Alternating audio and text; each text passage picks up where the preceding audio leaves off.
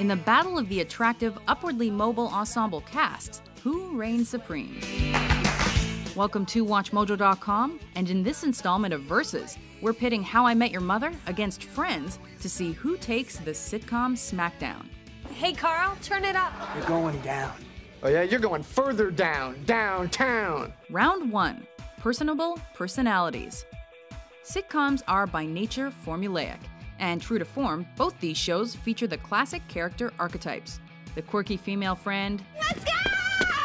the wisecracking guy who marries within the inner circle, etc., etc. It is on to the break of dawn. But it's the hedonistic playboys where the battle really occurs. Mothers, lock up your daughters. Daughters, lock up your milswankas. Milswankas? Oh, wait, I can get this. Mothers I'd like to sleep with and never call again. Correct! Circle gets the square. On Friends, Joey Tribbiani plays an affable, if somewhat dim Lothario, who seems to have plenty of luck with the ladies. How you doing? Even though he's not all that bright. You put this in your coffee. A spoon, your hands, your face. Much of his womanizing seems to come incidentally, and while he's almost always on the prowl, he's only moderately aggressive in his approach. I look a woman up and down and I say, hey, how you doing? Oh, please. Hey, how you doing? By contrast, How I Met Your Mother's suit-wearing Barney Stinson is a borderline predator. There are a million new, hot 22-year-olds walking into bars, and call me glass half full, but I think they're getting dumber. He's constantly on the hunt for women, with most of his free time being spent concocting elaborate schemes to score with the ladies. He puts in the good old college try, and for that we gotta give him credit. Really? A genie comes out of it? Only if you rub it hard enough. While the Friends cast is definitely in the running, Barney helps give How I Met Your Mother the advantage in the character department. Winner, How I Met Your Mother. Round 2, Habitual Hangouts. Both of these primetime sitcoms have their band of merry friends convening at some fairly interesting hangouts. The How I Met Your Mother crowd seems to be perpetually seated in a booth at McLaren's pub. Since they're all young upstarts just trying to deal with romantic entanglements, having drinks after work every day seems like the way to go. Come on. We always go to McLaren's. Yeah, because McLaren's is fun. Meanwhile, the buds over at Friends play it straight edge, getting their kicks at Central Perk, a coffee shop where Rachel and Joey both worked. Do you work here? No. Waiter. Yeah. Phoebe plays her music, Smelly cat, smelly cat. and it has but one couch. Hey, you're in our seats. And they are there a lot. That's weird. I don't think my boss likes me either. I don't think mine likes me either. Maybe it's a universal thing. Yeah, or maybe it's because you're all hanging around here at 11:30 on a Wednesday.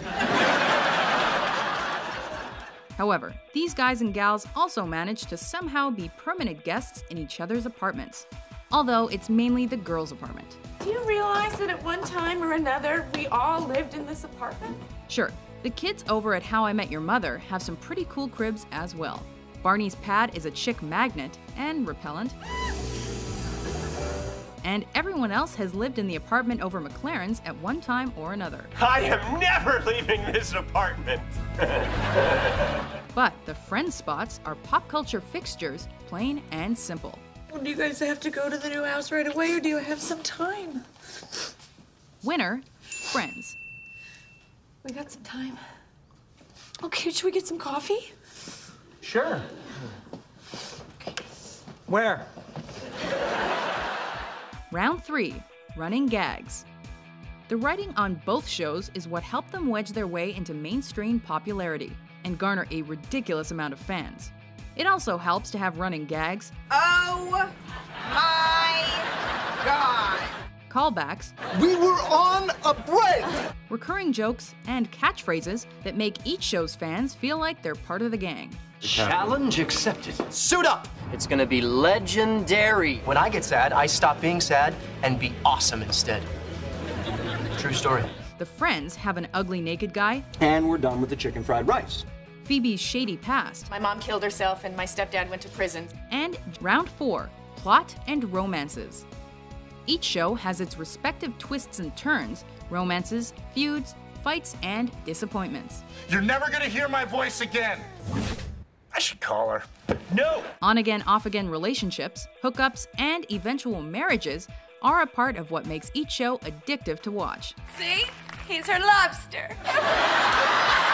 Friends established an underlying romantic tension between Ross and Rachel that persisted from the first episode to the very last. And you remember my brother Ross? Sure. Their rocky relationship and definitely bumpy romance presented viewers with the opportunity to root for them to eventually wind up together. I got off the plane.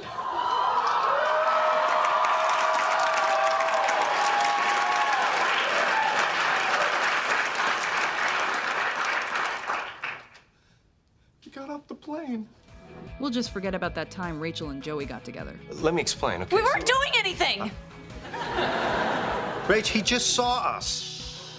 The back-and-forth love triangle between Barney, Robin, and Ted is definitely interesting, given its tricky nature, but it grew lukewarm after a while. I just slept with my best friend's ex-girlfriend.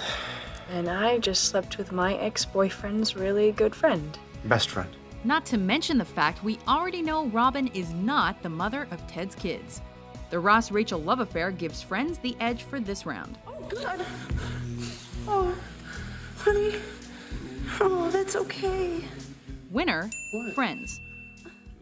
Oh, no, you just rolled over the juice box.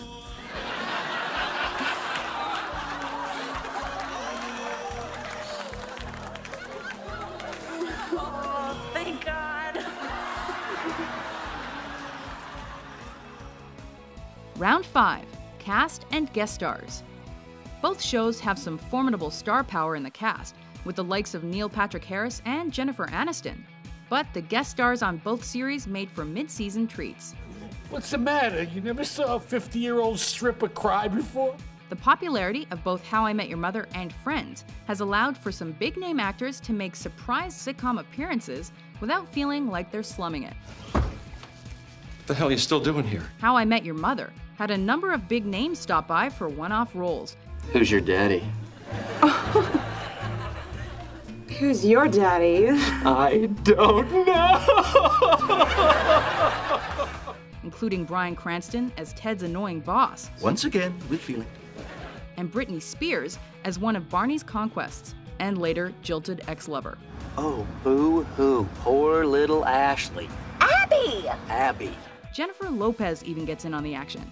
Nothing sexier than a man in a fine cravat. Except for a woman who appreciates a fine cravat. How about we just call it a tie? Friends also managed to flex some serious star muscle with the likes of Ben Stiller. Well, that didn't really work out too well for it, did you, idiot? Danny DeVito, Bruce Willis, and more. Still got it. Still sexy. Jen's ex-husband Brad Pitt even made a run on an episode while the couple was still married. God, I hate her, Ross. I hate her. All in all, it appears that the quality of all the stars on Friends gives the show its slight advantage. Winner, Friends. No. Verdict. It was a close call, but by an extremely narrow margin, Friends walks away with the victory because we all know they'll be there for us. Do you agree with our verdict? Be sure to debate in the comments and subscribe to WatchMojo.com for more entertaining versus